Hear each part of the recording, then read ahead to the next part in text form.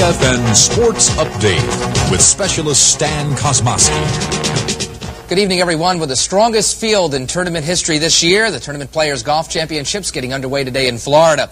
The top prize, a whopping $144,000. You can watch all the action of the final round of that tournament live on AFN television starting Sunday evening at 8. The West German auto giant Porsche has joined Jaguar in withdrawing from this year's Le Mans 24 Hours endurance race. The reason? Unexpected rule changes for factory cars, allowing higher gasoline consumption in the upcoming June competition and unlimited consumption in 85. This could throw the race wide open. Porsche swept the top 8 slots in last year's race. Manfred Janka, the director of public relations for the automaker, speculates on why the car is so dominant. I think this is the full credit of our mechanics, of the team. These people are educated to do the zero-mistake job. I hope this is the correct expression. They work so correctly in the preparation of the car that we can have full confidence that everything is correctly assembled, everything is correctly adjusted, and if the thing at the beginning was well designed, it must work.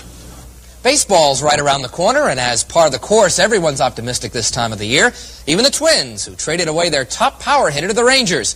But they got a couple of pitchers in return, and even though this team's on a limited budget with few named players, they feel they are more than an also-ran in 1984. You got to have a positive attitude, I think, when you step on the ball field, and the last couple of years, I don't think we've had that because of the inexperience and the lesser years we've got in this ball club. And I'm in my third year now and feel like a veteran here because I'm almost one of the guys on the team that's got the most years in here. And I think we got a lot more confidence this year, and our pitching staff is definitely a lot more prepared this year than it was the last couple of years. So you got to have an all-around ball club. That's what will win it for you, and I think we got a heck of a lot better chance this year than we have the last couple of years. Saturday morning at 11:30, it's the second issue of the AFN Sports magazine on AFN television. We'll take a look at an Olympic hopeful in USERA, the growth of soccer in the military, and how a referee keeps basketball under control.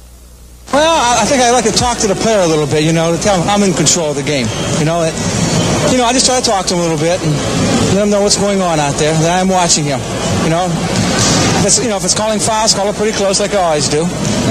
Got to get control of the game that way. In football, the Chargers traded defensive tackle Louis Kelcher to the 49ers for a trio of draft picks. And in San Francisco, 49ers receiver Ronaldo Nehemiah has gone to court to regain his eligibility to compete in this year's Olympics. Nehemiah wants a federal judge to rule on the matter. Going the other route is Olympic gold medalist Scott Hamilton, who's given up his amateur status to turn pro. But if it's amateur competition you want, they have it for you in Ohio. Chariot racing is a sport that is almost exclusive to the West. There are a few teams that came to Pocatello from Colorado, but most are from Utah, Nevada, and Idaho. This year, most of the winners came from the Beehive State. Kurt Stanger started it off in the 4th division, turning in the best time of the day, 22.55 seconds over 440 yards. Max Giles made it 2 in a row for the Utahns. He was a mighty excited driver following the race. Oh, exciting. Yeah, that's the first time I've ever won a championship, and it was great. I love it. A team from Burley, Idaho won the 1st division, and then it was a 2-man, 4-horse race for the championship. 2 teams from Utah battled stride for stride over 400 yards before Milt War pulled away to a 100th of a second victory. He beat me coming into the grandstand, and so I just got in the last 50 yards. Your horses give a little bit more than they got, or? Well, they just run on the end, and they give me all they had, that's true. Nearly 200 races were held over a 5-day period. Races were man, chariot, and 4,000 pounds of horses roared down a 1/4 mile dirt track. The reward? A trophy. There is no prize money. Reporting in Pocatello, Idaho for ABC News, this is Brad Zaruba. A lot of would-be Ben-Hurs who probably wind up using a lot of Ben Gay when it's all over. That'll do it tonight on The Update. Have a good evening.